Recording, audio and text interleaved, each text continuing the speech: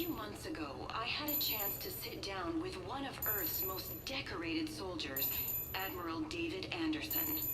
He was kind enough to answer my questions and talk about his career. Today, the Admiral is on Earth, leading the defense of our home against the Reapers. We have no communication with him or any soldiers on Earth, but we can't forget what they're doing for us. Tonight's show is dedicated to all of the soldiers out there, fighting and dying to keep us safe. Admiral Anderson, today marks the 30th anniversary of the N7 program. Can you describe your first day of training in this now famous program? The Interplanetary Combatives Training Program is all business from day one. How so? We're given basic gear, then separated and stranded on an asteroid with no nav data. The test ends when the last person runs out of oxygen. Sounds daunting. What happens to the ones who run out of air first? Out of the program. The best N7s can survive alone, but work together to survive even longer. That's very impressive, Admiral. Deep space survival training. That has to be so difficult. All of it would take such strength of character. Well, just plain strength. But then you seem like a strong person. I'm sorry. Is there a question in there? Well, does the program make the man? Or do you think you were born for this? It's a bit of both, I suppose. Every soldier reaches a point in their career, sometimes more than once, when they are asked to give more than they ever thought they could. That moment is the test. I've seen men and women, almost sure to fail, persevere long past the point of breaking. That experience changes them. Others, with all the gifts and abilities, fail in that moment. Sometimes they pick themselves up and carry on.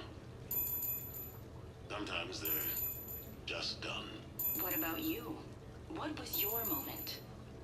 I've had a few, none of which I'd like to share. But, I think the toughest tests are still ahead of me. What makes you say that? Call it a hunch. Soldier's intuition? Something like that. Do you trust your intuition? I mean, do you follow your heart over your mind? Well, it depends on the day. No, I suppose if I were to be honest, I do trust my instincts. The problem is, war isn't orderly.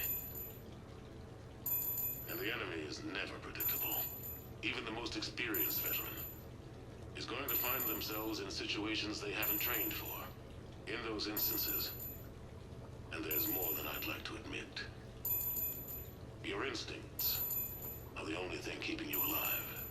That, and the men and women you're fighting beside. But soldiers are only as good as their leader, isn't that true? Yeah. A good leader can make an okay squad great. A bad leader, well, war tends to make examples of them. What makes a good leader, then? A good leader is someone who values the life of his men over the success of the mission, but understands that sometimes the cost of failing a mission is higher than the cost of losing those men. That's a terrible line to have to walk.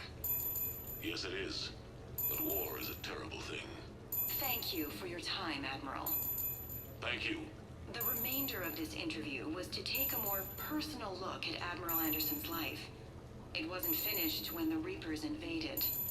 We can only hope that the Admiral and the soldiers under his command survive to tell us the rest of their stories. I'm Kalisa Al-Jilani. Thank you for watching.